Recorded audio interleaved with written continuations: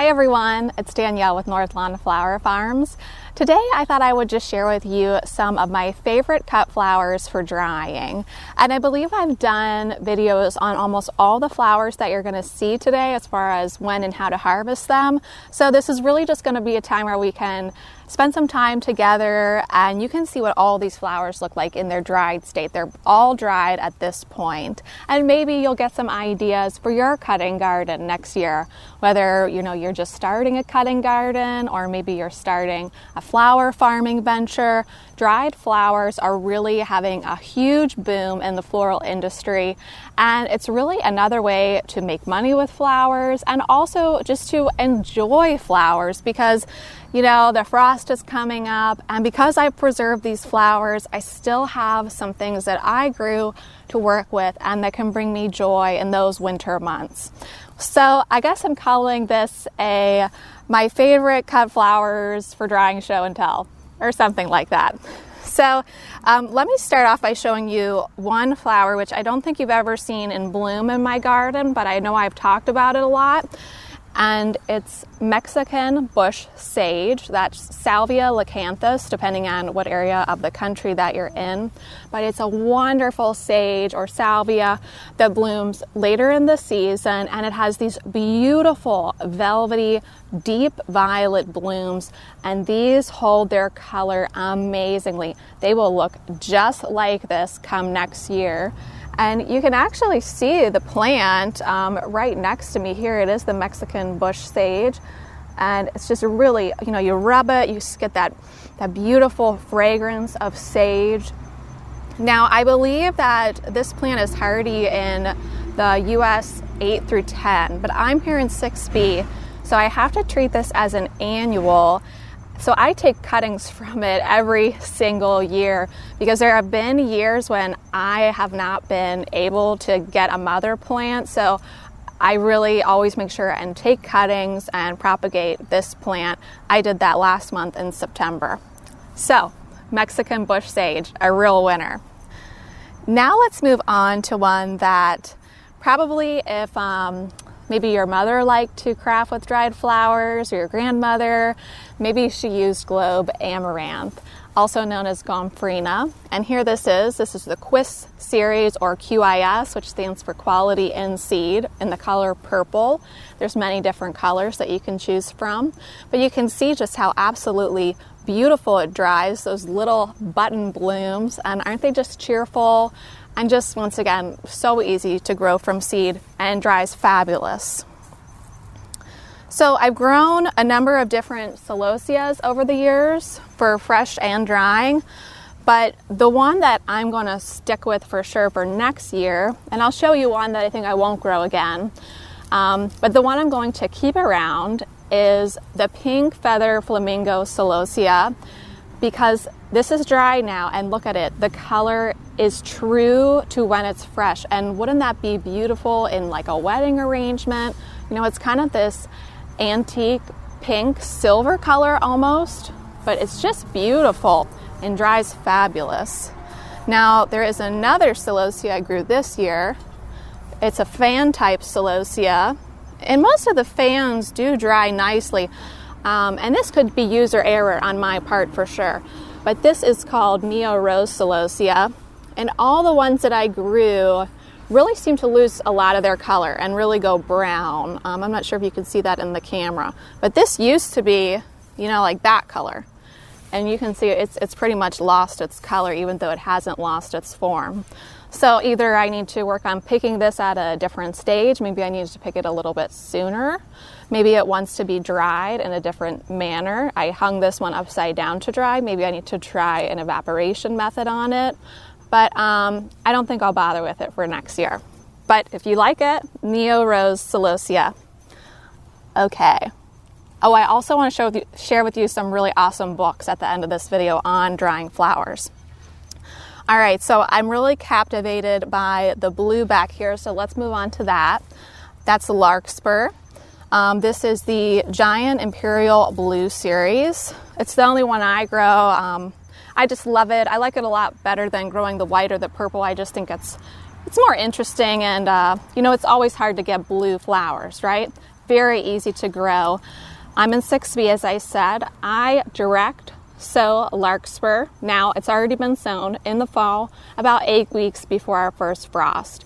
And then it winters over as a baby plant and then blooms late spring for me. But anyway, here it is all dried. Isn't it beautiful? And you know, wouldn't that be wonderful for some wedding work? You could even use it as confetti. That would be really fun, wouldn't it? But you see, I have a lot of that. So I'm really looking forward to using this on the dried flower Christmas tree this year. All right, now we can move on to probably when you think of dried flowers, for a lot of us, you think of the straw flower. And the straw flower is wonderful, so easy to grow, comes in a lot of different colors. This one I grew this year was just simply called the Tall Mix from Rohrer's Seed Company. That's a little bit hard to say. That's a seed company close to me here. But once again, really easy to grow. Some of them I grew with the stems like this so that I can use them in dried flower arrangements. But a lot of the times I just cut off their heads and put them in a bucket to dry also. Now we can talk about Love in a Mist. And this is not the flower, but instead the seed pod. And isn't that a wonderful texture just to have around? I mean, you know, the thing with a lot of these dried flowers is I think just a bunch of these in a vase, isn't that wonderful? This is really fall, isn't it? Just this in a vase. But anyway, I get too excited about flowers, right? So Love in a Mist is really easy to grow. Once again, for me, it's a hardy annual. I sow it in the fall. It's already been sown, and I'm going to harvest it in very late spring, very early summer. And it's wonderful. And this is the pod stage. And depending on what color Love in a Mist you grow, that will make the pod a different color as well. So I grew the blue and white mix. And so you can see what the pods look like on there. If you grow like the purple or the one that's labeled black, even though it's not technically a black, you'll get a nice dark pod, which I definitely want to grow those next year. All right. Here's one that I don't know if it's just me, but I don't see a lot of people drying this, but it dries fabulous. So this is Feverfew. Maybe you have this in your herb garden. Maybe you grow it as a cut flower. Lots and lots of different Feverfews out there to choose from seed-wise. You know, you can get the all white. You know, the one I have is yellow with the white border. You can get all yellow, but they all dry fabulous in my experience. And I've dried all of the ones we've talked about so far just by hanging them upside down in, you know, a dark, warm room with good ventilation. You know, you strip up all the leaves that you can, you bunch them, and you just hang them for 2 to 3 weeks. And, you know, as long as there's not moisture present in the air, and as long as they're not getting hit with a lot of sunlight, they're going to be preserved forever. All right, so now we can move on to one that's a perennial. At least it's a perennial here for me, and this variety it's yarrow. This is that classic yellow yarrow. I have also grown the Colorado mixed yarrow, which has a lot of nice mixed colors, like a salmon, a pink, and a white. And that dries beautifully as well. I just honestly completely forgot to sow them this year, so I only have the yellow, but that's a really nice disc shape. And I like to think about too, you know, when I'm planning what flowers do I want to grow for the specific purpose to dry a certain amount, I try to still make sure I have all the flower forms. You know, I have the disc, I have the spike, I have my sparkle filler, I have a textural element. And even though we're not talking about foliage today, you know, I dry foliage as well. So I'm kind of covering all my bases there so that, you know, if I do want to make a full-blown arrangement, I have a lot of different textures and shapes to work with. And this smells great too. So let me just stick this over here, and then I'll go down below me. Now I have tons and tons and tons of this in the house, but I didn't want to bring it all outside. And of course, it's the hydrangea. This one's limelight, but you can dry just about any hydrangea that's out there. The only one that I tend to struggle with is the mountain hydrangeas. You know, the serrata, that's like a lace cap. Not the smooth lace cap, but the mountain lace cap.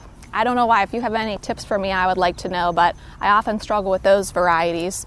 But all the other ones dry fabulous for me, and I just use the evaporation method, where once they're fully open and they've started to turn their fall color, you just fill up a vessel with a few inches of water, stick your stems in there, and you just let the water evaporate and they just dry right there for you. So that's really fun too. So I thought it might be helpful to also share some that maybe I grew this year, but I don't have any out here with me because I've given them away or sold them. So I made some notes today. I hope you won't mind. The giant poppies. And if I have a picture, I think I do, I'll put it up on the screen next to me. That's a wonderful one to grow for the pods again. And I made an arrangement for my mom when the pods were fresh, and then she dried them and she made a dried flower pumpkin with them. So that was really a fun thing to grow this year. Bachelor's buttons, of course, you could dry and dry really well. A couple years ago, I grew statice, which is another one of those common everlasting flowers. And I didn't really love growing it. The leaf, to me, this is going to sound really strange, but we all have our kind of quirks, and I guess this is just one of my quirks. The leaf structure kind of just really bothered me, the way it looked.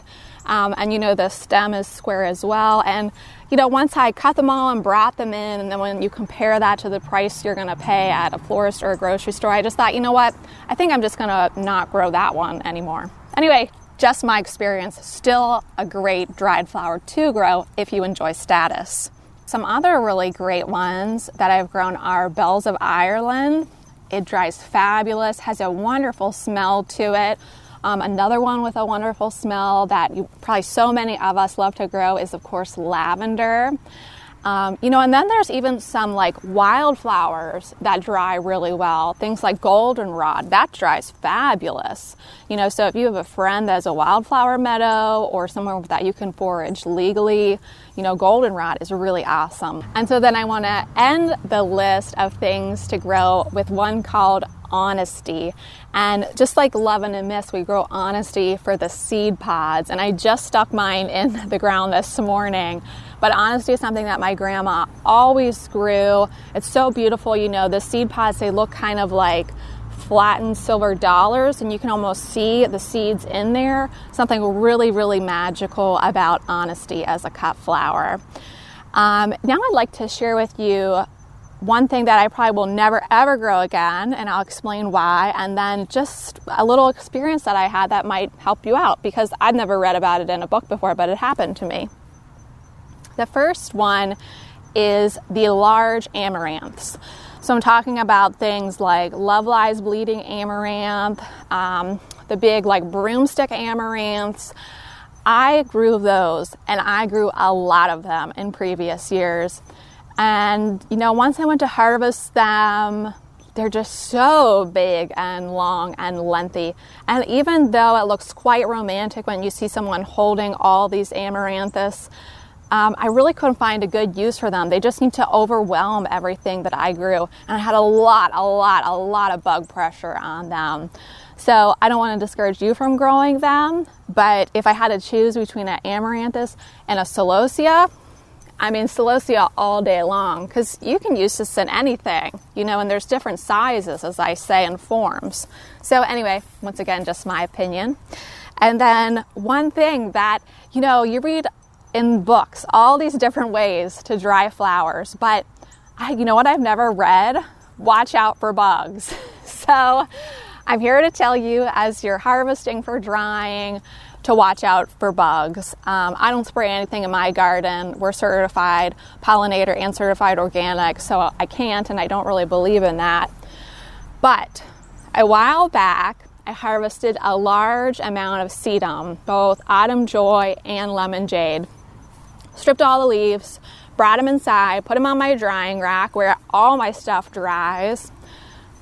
Probably weeks and weeks went by, and all of a sudden I go in there, and one level of my rack where the sedum was hanging from is completely covered in aphids.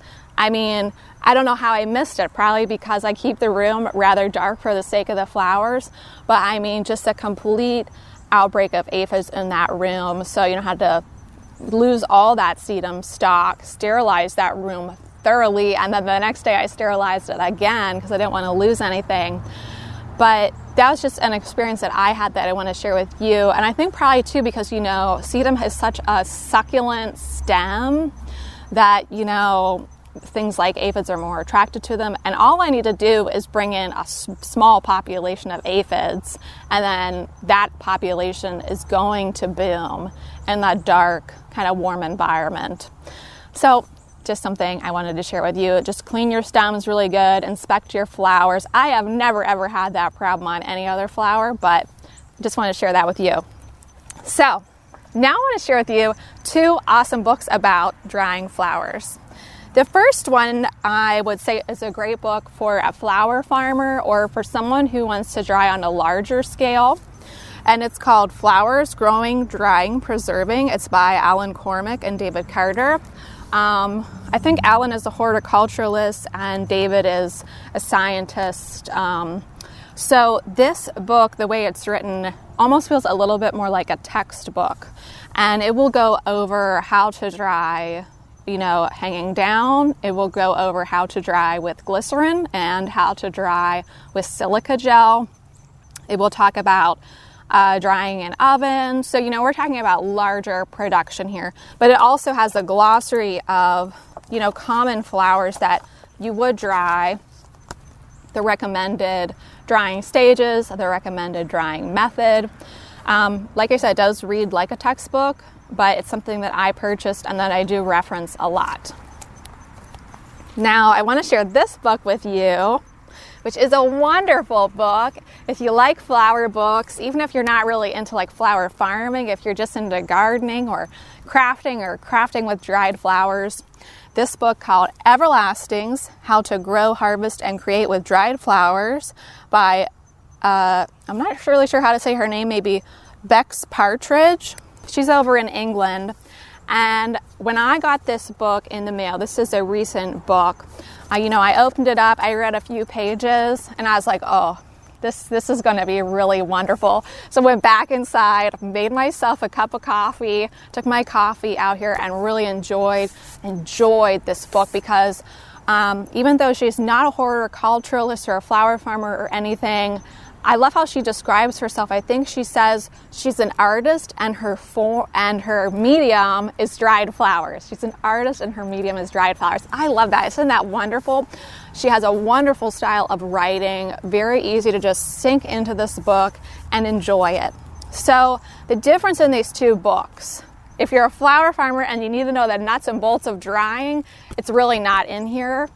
But if you're just looking for some inspiration and lots of really gorgeous projects and really modern ways to use florals, like here's a hanging flower garland. Here is one you can see where she's making this beautiful dried flower hair comb. She'll just walk you through how to make all kinds of inspirational projects with dried flowers, crowns, wreaths, but modern looking wreaths. And I think that's the thing about this book. It's really a wonderful modern take on dried flowers. It'll really give you a whole new appreciation for dried flowers. So I definitely recommend this book for inspiration. And if you wanted to just kind of take a look at this book, but you were on the fence about it, because I'm pretty sure it's out of print. It was written in 1987. Maybe try to get it from the library first and see if it's something that you want to invest in, because I had to pay a pretty penny for this since it's out of print. I think I had it shipped over from the United Kingdom so I could get my hands on it. But it really is a worthwhile resource if you're going to dry on a larger scale. Well, guys, I think only one other little tip with drying flowers, which is something that my grandma taught me years ago.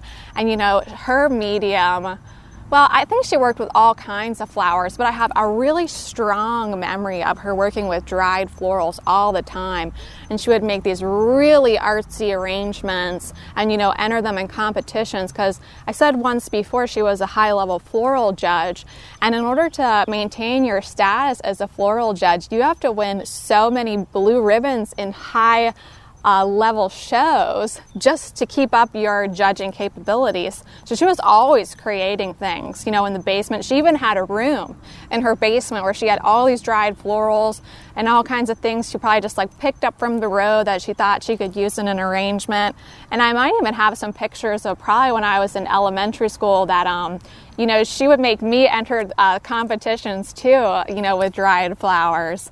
But all that to say, one thing that she would always talk about was making sure that not everything dried, you know, pin straight up and down, which will happen if you just hang everything. And the best way I know how to avoid that is let some things dry in like a bucket so that when you put their stem in, the stem's kind of curving over the bucket so that it dries that way and you get that movement with the stem, because you really are limited as far as arranging if everything is just stick straight. So just try to think about that. You know, maybe you want to alter some of the stems in the drying process if you're going to use them for, you know, a creative endeavor or maybe just kind of a whimsical garden arrangement. You know, you need that movement. Well, guys, look at these bees are like, wait a second, what's up with these flowers? Well, anyway, guys, I hope that was helpful to see some flowers that I dry and just, you know, hear my experience with some others that I've grown. And as always, I'm very thankful that you're joining me here in the garden. And until next time, happy gardening. Bye.